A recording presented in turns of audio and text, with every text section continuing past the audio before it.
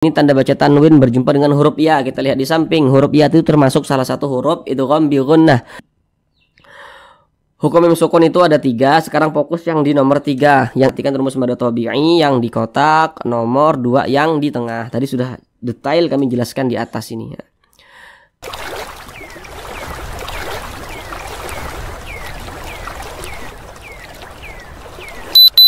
Assalamualaikum warahmatullahi wabarakatuh.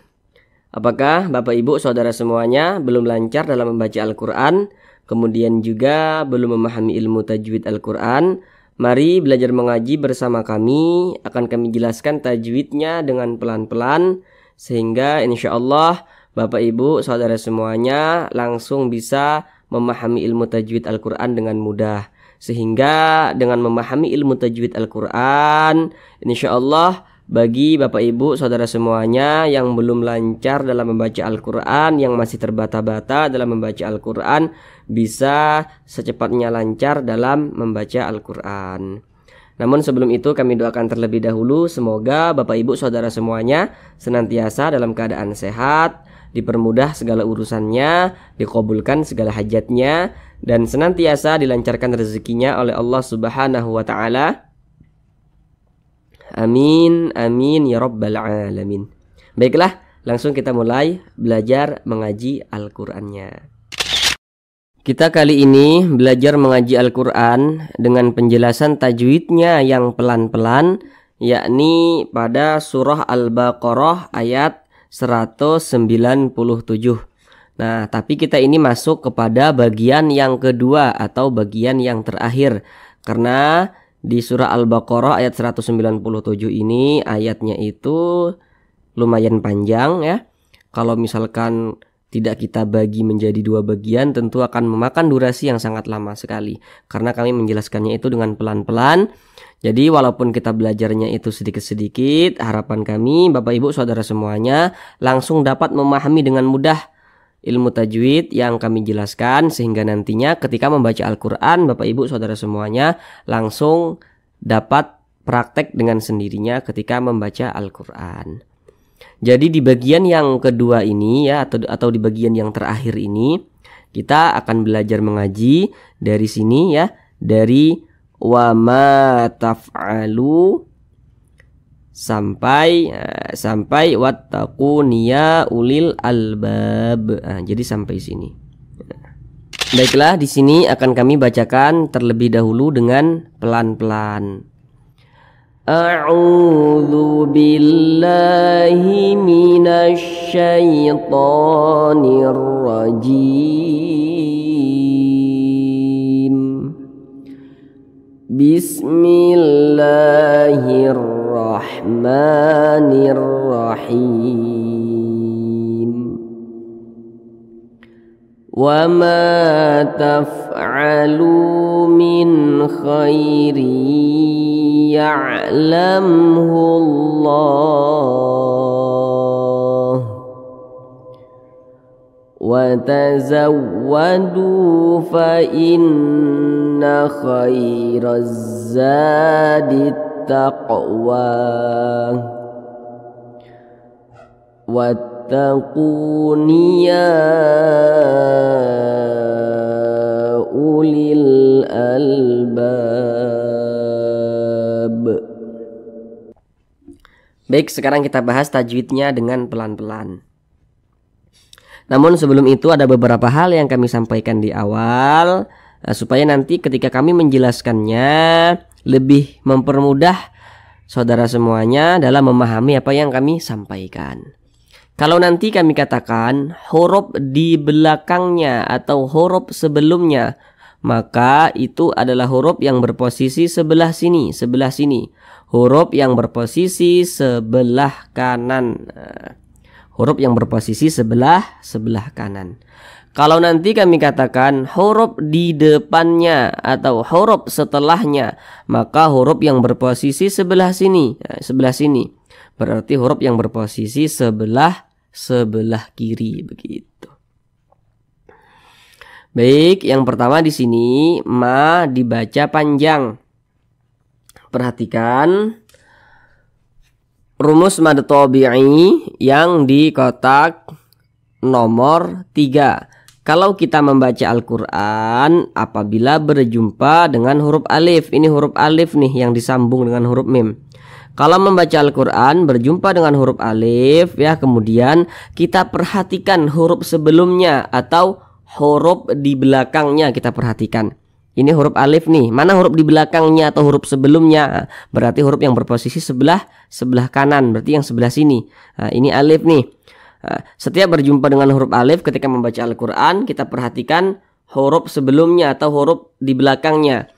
Apabila ada huruf yang memiliki tanda baca fathah dan huruf tersebut berposisi tepat di belakang huruf alif atau tepat sebelum huruf alif, maka huruf tersebut dibaca panjang. Ini huruf mim dibaca panjang dia sebab dia memiliki tanda baca fathah dan posisinya itu tepat berada di belakang huruf alif. Ini huruf alif, di belakangnya ada huruf mim. Huruf mim dibaca panjang sebab dia memiliki tanda baca fathah dan berposisi tepat berada di belakang huruf alif. Nah, seperti di rumus mad tabi'i yang di kotak nomor 3. Jadi pasangannya kalau huruf alif pasangannya tanda baca fathah sehingga huruf sebelumnya atau huruf di belakangnya itu dibaca panjang. Baris satu ke atas ini disebut juga dengan tanda baca fathah atau harokat fathah. Mad tabi'i panjangnya itu 2 harokat atau kira-kira 2 ketukan. Jadi ketukannya itu hanya untuk mempermudah saja untuk kita belajar. Ketukannya itu tergantung tempo bacaan kita. Wama seperti itu. Taf'alu, di sini ada huruf fa. Ketika kita melafazkan atau mengucapkan huruf fa, maka ada nafas yang mengalir ketika kita mengucapkannya. Karena huruf fa ini adalah salah satu huruf yang memiliki sifat hamz. Taf. Nah, ada nafas yang mengalir. Taf. Jangan tap, jangan, tapi taf. Nah, seperti itu. Kemudian lu dibaca panjang. Perhatikan rumus mad tabi'i yang di tengah pula sekarang, yang di kotak nomor 2. Kalau kita membaca Al-Quran apabila berjumpa dengan huruf waw sukun, ini huruf waw, tanda sukun itu seperti ini. Nah, jadi kalau kita membaca Al-Quran berjumpa dengan huruf waw sukun, maka kita perhatikan huruf di belakangnya atau huruf sebelumnya. Kalau ada huruf waw sukun, di belakangnya ada huruf yang memiliki tanda baca dhammah, maka huruf yang memiliki tanda baca dhammah yang berposisi tepat di belakang huruf waw sukun atau tepat sebelum huruf waw sukun, kalau dia memiliki tanda baca dhammah maka dibaca panjang. Ini huruf lam dibaca panjang sebab dia memiliki tanda baca dhammah. Nah, tanda baca seperti ini ya, harokat seperti ini disebut juga dengan tanda baca dhammah atau harokat dhammah. Huruf lam dibaca panjang sebab dia memiliki tanda baca dhammah dan posisinya berada di belakang huruf waw sukun. Ini huruf waw, di belakangnya ada huruf yang memiliki tanda baca dhammah sehingga huruf lam ini dibaca panjang. Mad tabi'i panjangnya 2 harokat atau kira-kira 2 ketukan. Wa ma taf'alu min, di sini ada huruf nun sukun berjumpa dengan huruf kha. Namun sebelum itu perhatikan dulu di samping. Kalau kita membaca Al-Quran apabila berjumpa dengan huruf nun sukun atau berjumpa dengan salah satu tanda baca tanwin. Tanda baca tanwin itu ada 3. Yang nomor 1 baris 2 di atas namanya fathah tain. Yang nomor 2 baris 2 di bawah itu namanya kasrah tain. Dan yang nomor 3 itu namanya dhammah tain. Pokoknya setiap membaca Al-Quran berjumpa dengan huruf nun sukun atau berjumpa dengan salah satu tanda baca tanwin, maka kita perhatikan huruf setelahnya atau huruf di depannya itu kita perhatikan, maka terjadilah suatu hukum tajwid. Contohnya seperti ini. Di sini ada huruf nun sukun berjumpa dengan huruf kha. Setiap membaca Al-Quran berjumpa dengan huruf nun sukun, perhatikan huruf di depannya. Ini huruf kha, kita lihat di samping. Huruf kha termasuk salah satu huruf izhar halqi. Maka nun sukun berjumpa dengan huruf kha hukumnya adalah izhar halqi.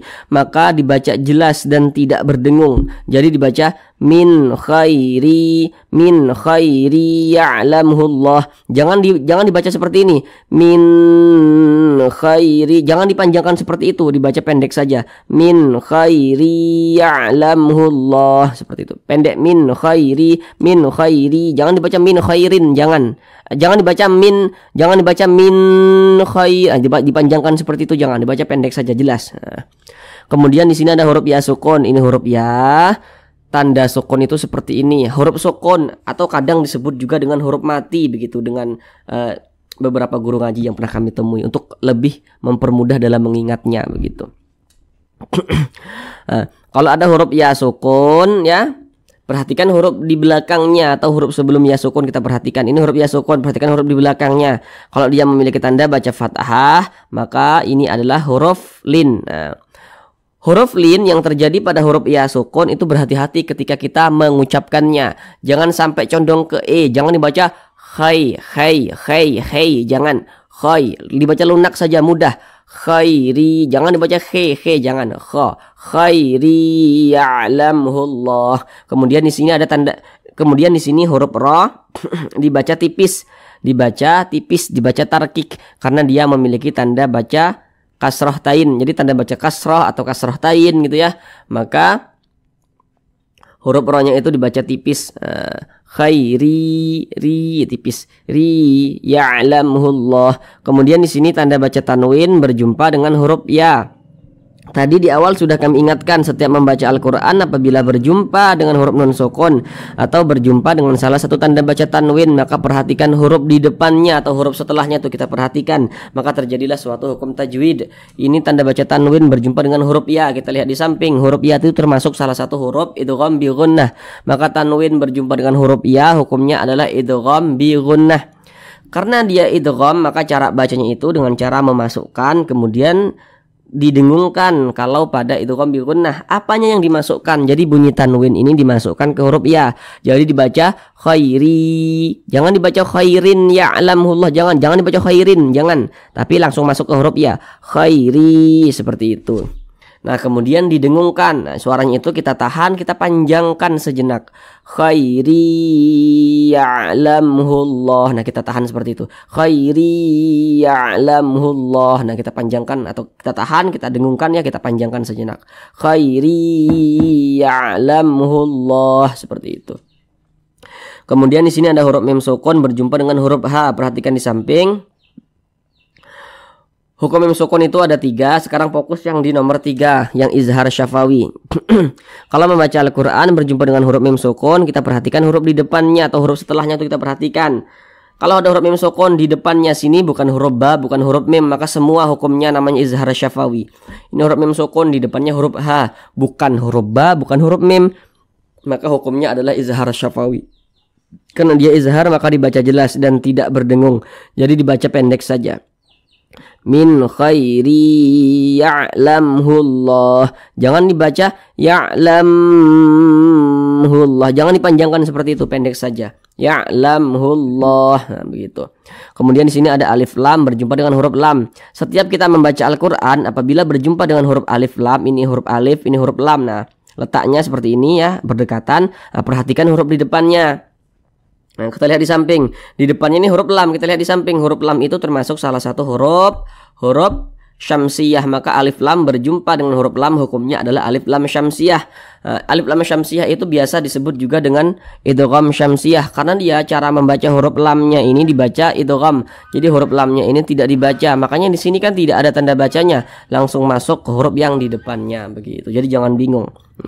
Kemudian kalau kita membaca Al-Quran apabila berjumpa dengan lafaz Allah, nah, setiap membaca Al-Quran berjumpa dengan lafaz Allah, maka kita perhatikan huruf sebelumnya atau huruf di belakangnya tuh kita perhatikan. Nah, kalau ada lafaz Allah di belakangnya sini ada huruf yang memiliki tanda baca dhammah atau tanda baca fathah, maka kalimat Allahnya dibaca tebal, dibaca tabkhim. Nah, jadi yang di sini yang kita temui adalah tanda baca dhammah. Nah, di depannya ada lafaz Allah, maka lafaz Allah ini dibaca tebal, dibaca tabkhim, maka dibaca ya'lamhullahullah. Jangan dibaca hullah, jangan, tapi dibaca hullah, seperti itu. Kemudian lafaz Allah ini dibaca panjang. Perhatikan tanda mad atau tanda panjang yang di kotak nomor 4.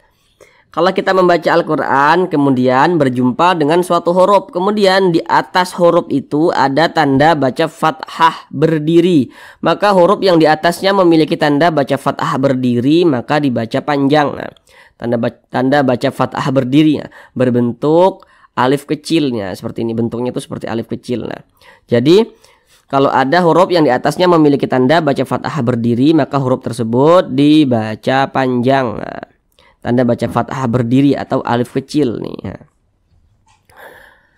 Ini namanya adalah mad arid lis sukun. Pada awalnya namanya mad tabi'i, kemudian mad tabi'inya itu berjumpa dengan huruf yang kita sukunkan. Nah, maka namanya berubah menjadi mad arid lis sukun. Panjangnya itu boleh 2 harokat, boleh 4 harokat hingga 6 harokat. Yang terpenting konsisten dalam sekali bacaan. Mana huruf yang kita sukunkan? Huruf H.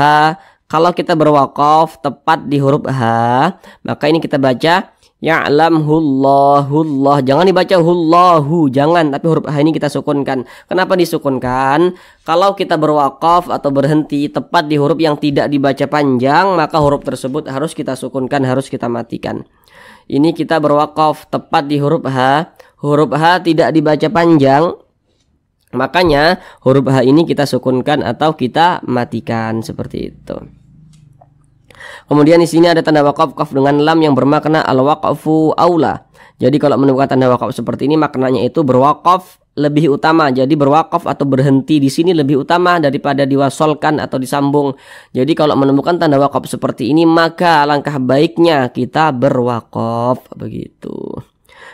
Kemudian di sini watazawwadu, du dibaca panjang. Perhatikan rumus mad tabi'i yang di kotak, nomor 2 yang di tengah. Tadi sudah detail kami jelaskan di atas ini ya. Kalau membaca Al-Quran berjumpa dengan huruf waw sukun, ini huruf waw tanda sukun seperti ini. Perhatikan huruf di belakang waw sukun. Kalau ada huruf yang memiliki tanda baca dhammah, maka huruf yang memiliki tanda baca dhammah yang berposisi tepat berada di belakang huruf waw sukun dibaca panjang. Mad tabi'i panjangnya 2 harokat atau kira-kira 2 ketukan. Watazawwadu fa'in. Di sini ada huruf nun bertasydid. Nah, perhatikan di samping huruf nun bertasydid, huruf mim bertasydid hukumnya adalah gunnah musyaddadah. Perhatikan catatan di bawahnya itu sengaja kami buat catatan kecil di bawahnya supaya Bapak Ibu saudara semuanya yang masih pemula tidak salah dalam menentukan hukum tajwid. Jadi kalau ada huruf nun bertasydid ya kita perhatikan huruf di belakangnya. Kalau ada huruf yang memiliki tanda baca kasrah, fathah atau dhammah, maka nun atau mim yang bertasydidnya itu adalah gunnah musyaddadah hukumnya. Ini huruf nun bertasydid nih, di belakangnya huruf yang memiliki tanda baca kasrah, berarti nun bertasydidnya ini adalah gunnah musyaddadah. Itu catatan sengaja kami buat untuk lebih memudahkan saja bagi Bapak Ibu yang pemula supaya tidak keliru nanti dalam menentukan hukum. Karena nanti tidak semua nun bertasydid, tidak semua mim bertasydid hukumnya gunnah musyaddadah, tidak semua. Kalau misalkan kemasukan tanda baca tanwin atau kemasukan nun sukun begitu. Jadi supaya lebih memudahkan kami buat catatan kecil di bawahnya itu. Gunnah musyaddadah cara bacanya itu digunnahkan atau didengungkan. Jadi suaranya itu kita panjangkan, kita tahan, kita panjangkan sejenak. Nah, kita panjangkan seperti itu. Fa inna khairaz zadi taqwa. Kemudian di sini ada huruf ya sukun. Ini huruf ya tanda sukun seperti ini. Di belakangnya ada huruf yang memiliki tanda baca fathah, maka huruf ya sukunnya ini adalah huruf lin. Berhati-hati ketika mengucapkannya, jangan sampai condong ke e, jangan dibaca khei, jangan. Tapi dibaca khairazza, dibaca lunak saja mudah. Jangan khairazza, jangan khairazza begitu. Kemudian huruf ra dibaca tabkhim, dibaca tebal karena dia memiliki tanda baca fathah. Sehingga ketika kita mengucapkannya pangkal lisan kita atau pangkal lidah kita itu terangkat ke atas ketika kita mengucapkannya. Khairazadit taqwa. Kemudian di sini ada alif lam berjumpa dengan huruf za. Kita lihat di samping huruf za termasuk salah satu huruf syamsiyah. Maka alif lam berjumpa dengan huruf za hukumnya adalah alif lam syamsiyah. Maka huruf lamnya ini dia tidak dibaca, maka di sini tidak ada tanda bacanya. Cara baca huruf lamnya ini diidghamkan, jadi langsung masuk ke huruf yang di depannya. Khairazadit taqwa. Za dibaca panjang. Perhatikan rumus mad tabi'i yang di kotak nomor 3. Tadi sudah detail kami jelaskan di awal. Kalau membaca Al-Quran berjumpa dengan huruf alif, perhatikan huruf di belakangnya. Kalau huruf yang berposisi tepat berada di belakang huruf alif, apabila dia memiliki tanda baca fathah atau harokat fathah, maka huruf tersebut dibaca panjang. Huruf za, ini harokat fathah nih, baris 1 ke atas nih. Huruf za dibaca panjang sebab dia memiliki tanda baca fathah dan berposisi tepat berada di belakang huruf alif. Mad tabi'i panjangnya 2 harokat atau kira-kira 2 ketukan. Khairazadit taqwa. Alif lam berjumpa dengan huruf ta. Nah, kita lihat di samping huruf ta termasuk salah satu huruf syamsiyah, maka alif lam berjumpa dengan huruf ta, hukumnya adalah alif lam syamsiyah. Khairaz zadi taqwa. Di sini ada huruf qaf, kemudian dia sukun. Nah, perhatikan di samping huruf qaf itu termasuk salah satu huruf qalqalah.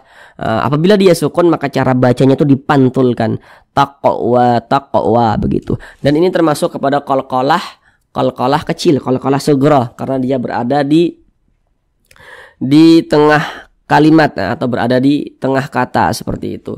Khairaz zadi taqwa, pantulkan. Wa dibaca panjang. Perhatikan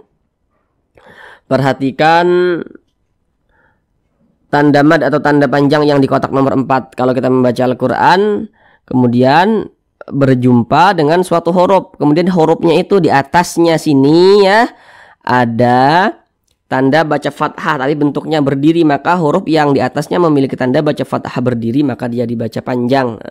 Atau bisa kita pahami kalau membaca Al-Quran apabila berjumpa dengan suatu huruf kemudian di atas hurufnya itu ada alif kecil nih, maka huruf yang di atasnya ada alif kecil dia dibaca panjang. Nah nih fathah berdiri.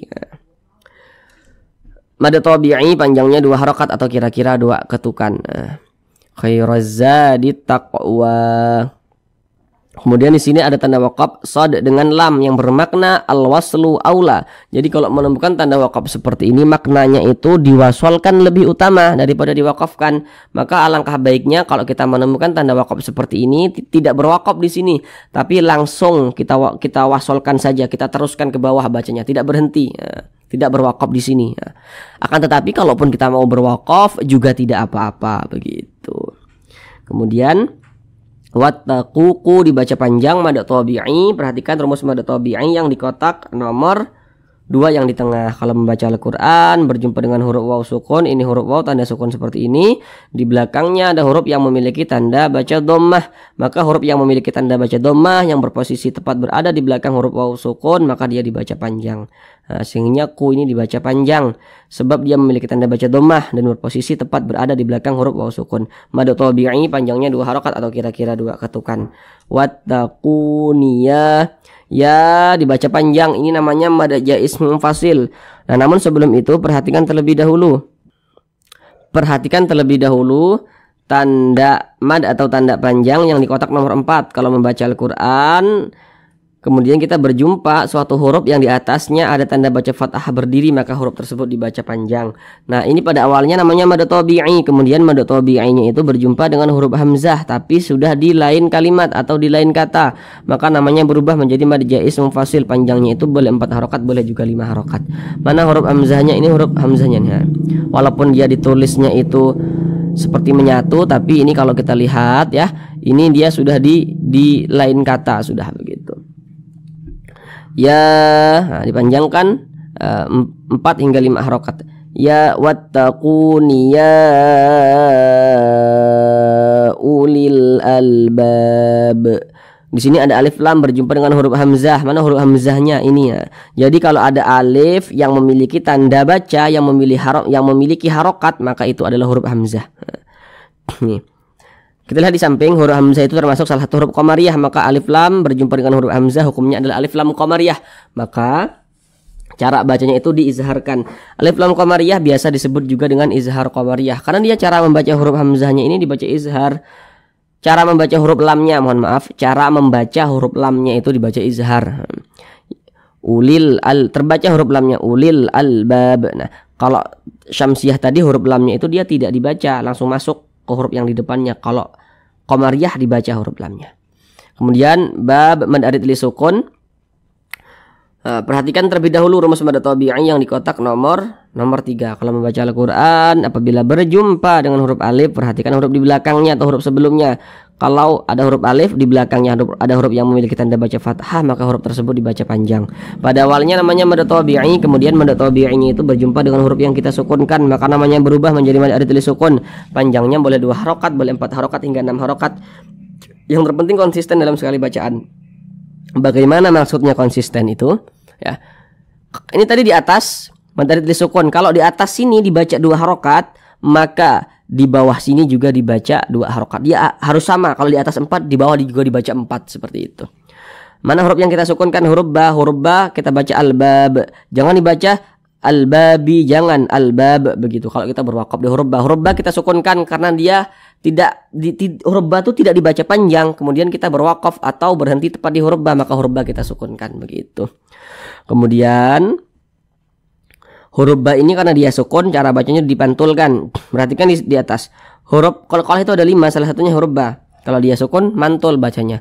Al-bab, bab, mantul seperti itu. Dan dia termasuk kepada qalqalah kubro, qalqalah besar. Karena kalau kita membaca Al-Quran kemudian kita berwakaf atau berhenti tepat di huruf qalqalah, maka itu adalah termasuk kepada qalqalah kubro atau qalqalah besar. Seperti itu. Dikarenakan durasinya sudah terlalu lama, jadi kita cukupkan sampai di sini. Semoga Bapak Ibu Saudara semuanya senantiasa berlatih di rumah dengan menggunakan apa yang telah sama-sama kita pelajari. Terima kasih. Assalamualaikum warahmatullahi wabarakatuh.